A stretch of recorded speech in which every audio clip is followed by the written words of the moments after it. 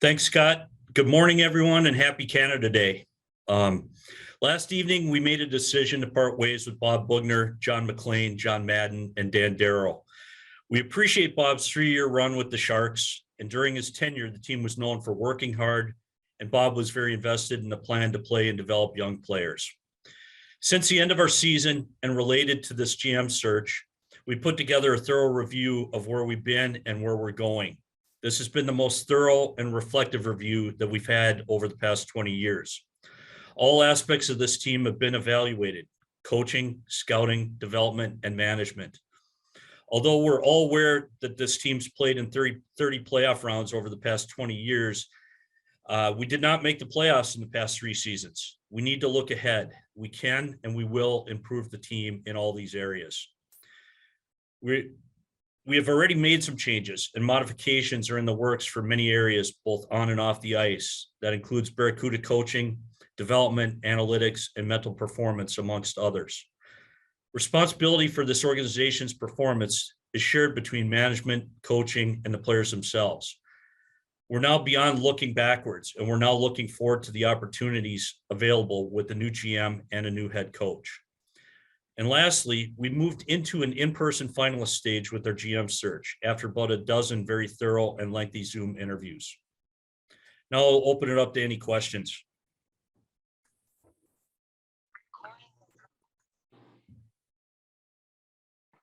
So can we just ask you to use the hand raise function and we can call on you one at a time?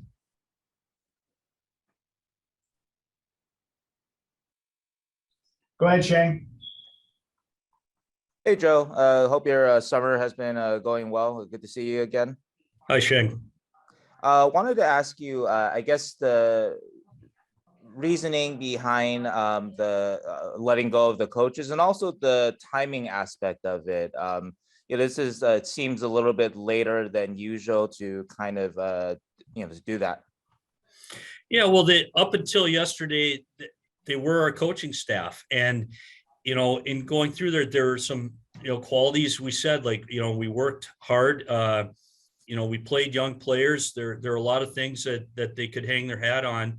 But as we got further into this review, and it's been very thorough in a lot of different areas, we just came to the conclusion that, amongst everything else, we just want this fresh start, moving forward with a general manager and a head coach. And that'll also create the opportunity for the general manager to find their head coach and to, partner up with them moving forward. So, again, it's not solely upon the performance of the coaches for this past season or anything else. It's a shared thing between myself and our management team, the coaches and the players. We all need to get better, and that's what we've done in this process. Looked at every single way that we can get better across the board, and so that was it. It's been a very thorough and exhaustive process, and we're at the point to where we're done looking backwards at everything, and now it's looking at our solutions moving forward and implementing those solutions. So it's decision again was for all of us. Yes, everything is tied to not making the playoffs over the past 3 years, or a lot of it is, but it's also tied with moving forward with the new GM and new opportunities. And you talked about that, I guess, thorough evaluation that I'm sure Bob and his staff went under too. What were, I guess, maybe some of the determining factors in the end that led you guys to make the decision? And did the GM interviews you guys have had, I don't know if that's something that you've asked the prospective candidates, especially in the in-person phase, what they think of the coaching staff. And so did those candidates, finalists, I guess, have some sort of involvement in this, that maybe you got an indication from them that they would probably move on? So yeah, again, I think with the candidates, and we've gotten into a lot of things, everything. They've been, the Zoom interviews, as Jonathan mentioned, they've all been, 4 to 6 hours. And then we've, when people come out to San Jose, they're full day sessions, and it goes over everything, coaching, scouting, development, analytics, mental performance, direction of the team, and all these different areas.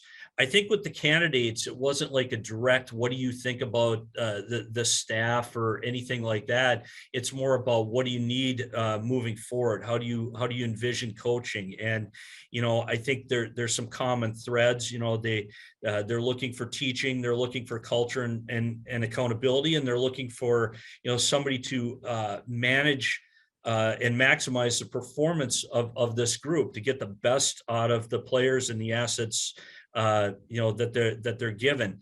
But a lot of that is just now the general manager will have the opportunity to move forward and select a head coach that matches the vision that they have in all of these areas. And so again, yes, it's been a process since the end of the season. I think we've went every day since the end of the season looking at all areas, and now we're at the point of moving forward. It's been exhaustive.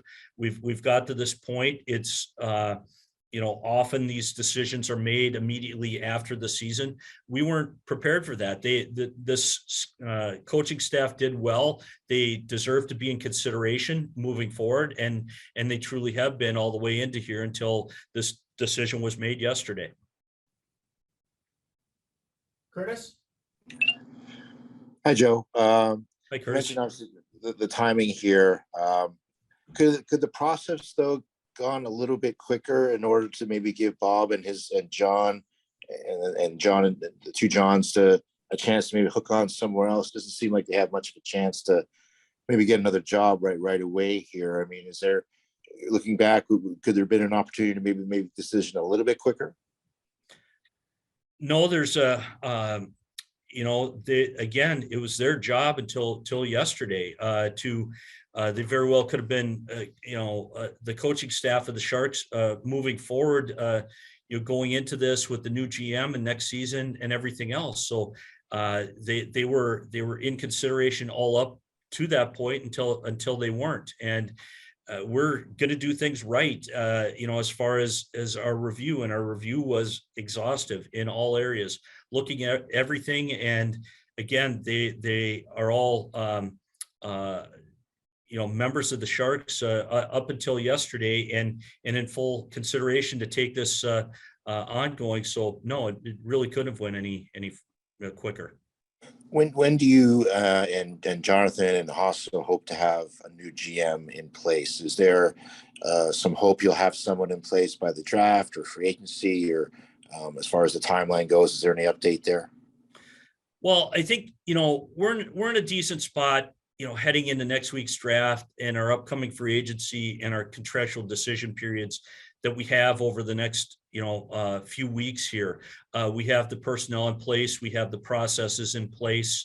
All these type of things are there's even some commonality with different finalists that we have on direction that they want to go, that help us,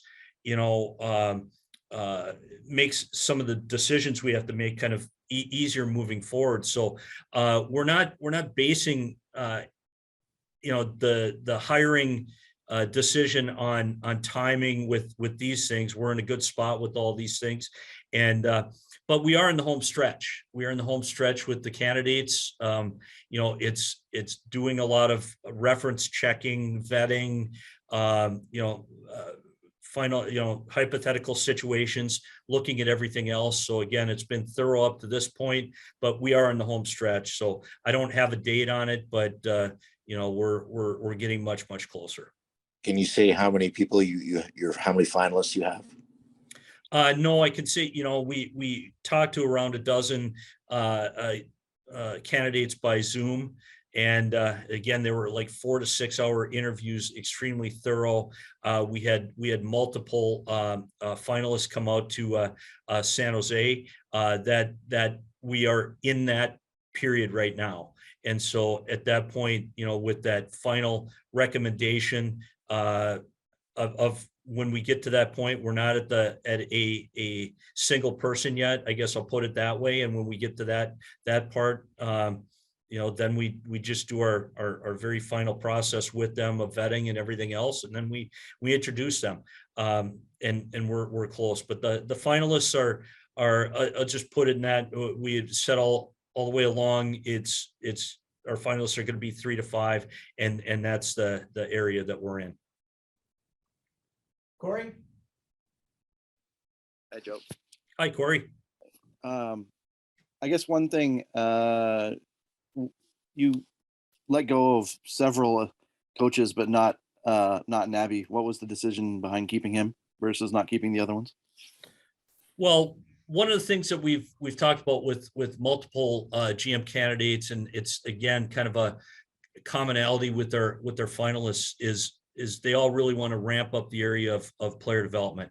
You know, they especially with the salary cap and more young players in this league and everything else, that they want to they each really want to have a separate and distinct development department, with the head of development and very specific roles within there. And so Nabby is generally more in a development spot. He's going to be at this point in time leading our, and we have a draft coming up and we have some development coming up. So Nabby is in those efforts as well within goaltending. And he's our guy with goaltending. He is overseeing all areas of goaltending here. And when the GM comes in, be working with Nabby on how we structure moving forward in that area. But that's one area we've identified that we may bolster the staff with a little bit, and I would expect some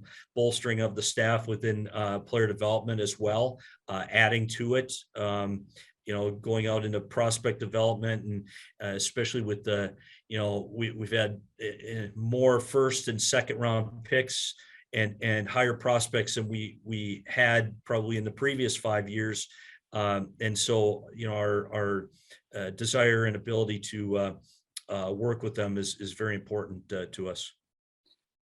Will you and your current staff wait until the new GM is in place before you start the new coaching search?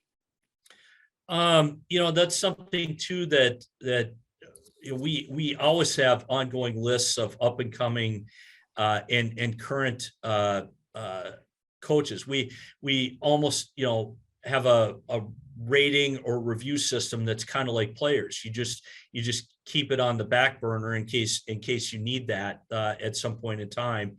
And so, yeah, we're very aware here. We have that. The candidates kind of have their own. There's been some talk about,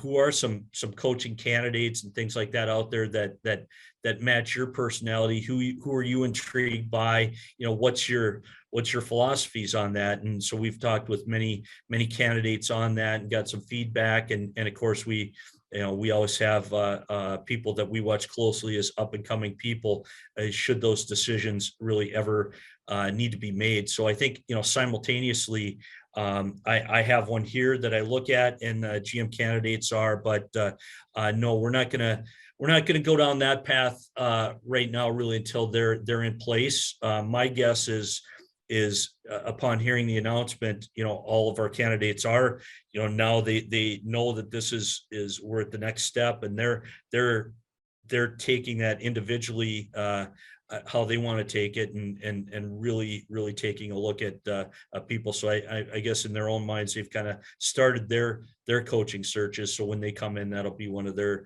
top items here. And you mentioned that you feel like you have a handle on what's coming in the next couple of weeks, whether there's a new GM or not.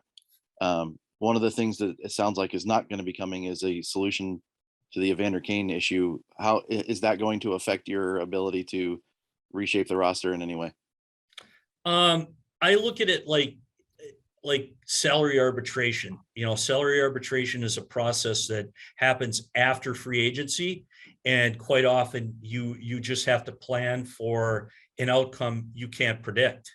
And so there's a bit of that to it. We've been through it before. So you just, you have to be cautious in all areas, because there are various outcomes in this decision. It's unprecedented in the National Hockey League, with the situation like this. And so, any anything that comes, down with this, although there may be possibilities for something to be done before free agency, we have to plan like it's, the grievance process is all going to be after, and plan accordingly. Thank you. Thanks, Corey. Mahal?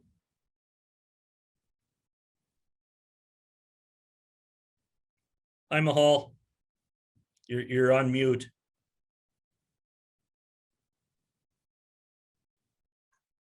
Sorry about that, Joe. Mhm. Just to add to Curtis's question earlier, if the decision is strictly Sharks' decision, not related to GM in any way for the coaching staff, why not do some of those evaluations during the season? So this decision could have been a lot earlier. I think, they deserve to be in consideration. And that's what we, determined throughout there, did an admirable job in certain areas here. But again, this organization hasn't made the playoffs in the past 3 seasons, and we are going to have a new GM, and it all weighed together. So it was not clear cut that it wasn't our coaching staff moving forward. It wasn't clear cut. It as we went through the process, we wanted to go through it. So coming back on that, they've been our coaches for 3 years. We've tried to give them every chance that we possibly can to succeed here and to continue to coach this team. And again, decision was made last night. And then also for the new GM, I mean, one of the key things would be the draft. And if that decision gets delayed further, where he's not getting a chance to play a role in that, and now also on the coaching staff, and how does that affect going into the next season with the new GM? Well, with the candidates, I've talked some draft hypotheticals, the situations that we're looking at, who may be available, team needs, options to what to do with the pick, outside of selection, moving up, moving down, moving the pick, everything else is always under consideration. And that's something through these long interviews we had. We had a section on the draft with everybody and kind of went through it. And again, there's a lot of commonalities when people look at our roster and situation. I can say quite honestly, there's kind of guidance from the finalists on some on certain things, and plus we do have a full staff in place, and although we're going to be adding in different areas and modifying things, we have a full scouting staff in place that we're confident in. And I've been through many drafts between the Sharks, and even back when I worked for the North Stars, I've been through many drafts on here. So it's not our first time around here. So we're moving forward, and we, very comfortable too that we're not going to get into any situation that really contradicts the vision of any new GM coming in here. And how much of this is now going to be sort of a limitation for the new GM as far as what's available for coaching staff? I think there's plenty of good candidates out there, and that's another thing too. In talking with candidates here, it's and knowing the people they're talking about and the lists and things like that too is again that urgency that there's only a couple candidates out there that we're into, that wasn't there. There's going to be numerous good options for us in the head coaching and coaching staff areas. So plenty of quality candidates out there, much like there's plenty of quality candidates for the GM, and that's what we found. We're very bullish on talking with people. I can honestly tell you, as we talked to the dozen of candidates by Zoom, I was happy with talking with everybody. I think they all really had something to bring to the table, and I wasn't disappointed along the way. So it tells me, there are plenty of good general manager candidates out there. It's the biggest part is the the specific fit to the Sharks. And, I also believe in the head coaching area, it's the same. Plenty of head coaching candidates that are, perhaps assistants in the National Hockey League, former head coaches that are available, NHL head coaches. There's AHL coaches. There's coaches, international, junior, college, everywhere. So there's a lot of good coaches out there. Thank you. Shane? You're welcome. Hey, Joe, wanted to also ask just if you can say anything about what sort of shaped the search for Sharks GM in terms of just what you guys are looking for and what's brought you to your finalists. One thing that's out there, maybe just a coincidence, that a couple of the mentioned finalists are former Sharks. Is that something that's important, or can you allude to other things that have sort of, got you to where you guys are right now? Well, the most important thing is leadership, and that's something that we said right from the start. Just looking for the right leader who has a vision and has the ability to lead this group of staff and players moving forward, and for hopefully an extended amount of time here. So leadership by far.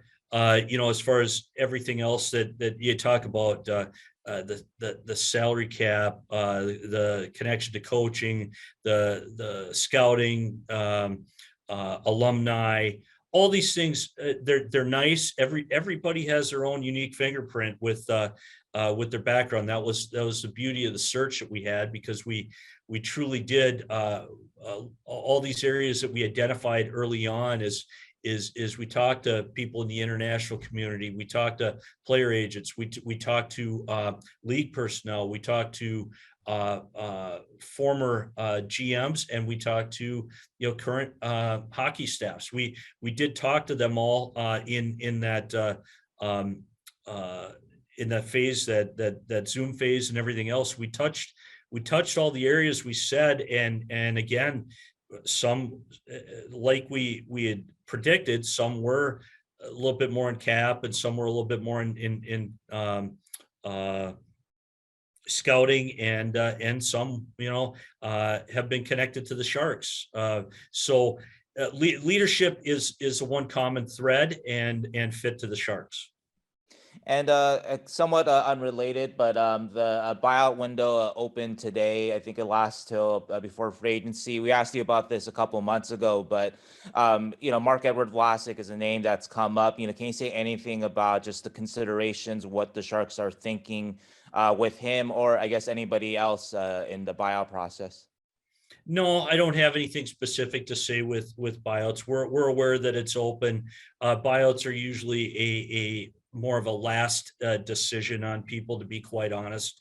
You look at other things until you get to there. When you go through that phase, people remain on the salary cap. It's useful in a few situations, not in everything. There's usually better solutions. And so, yes, it is open. Yes, we're aware. And and it's a tool for us. And I won't comment any more about, how that connects to anybody on our roster. Can you say, I guess specifically, or maybe you're declining to say, will you guys not buy out Marc-Edouard?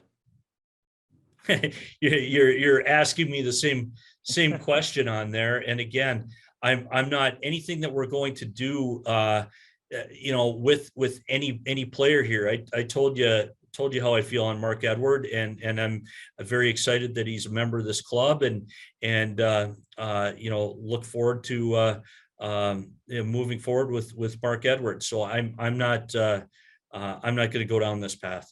Okay, thank you, Joe. Thanks.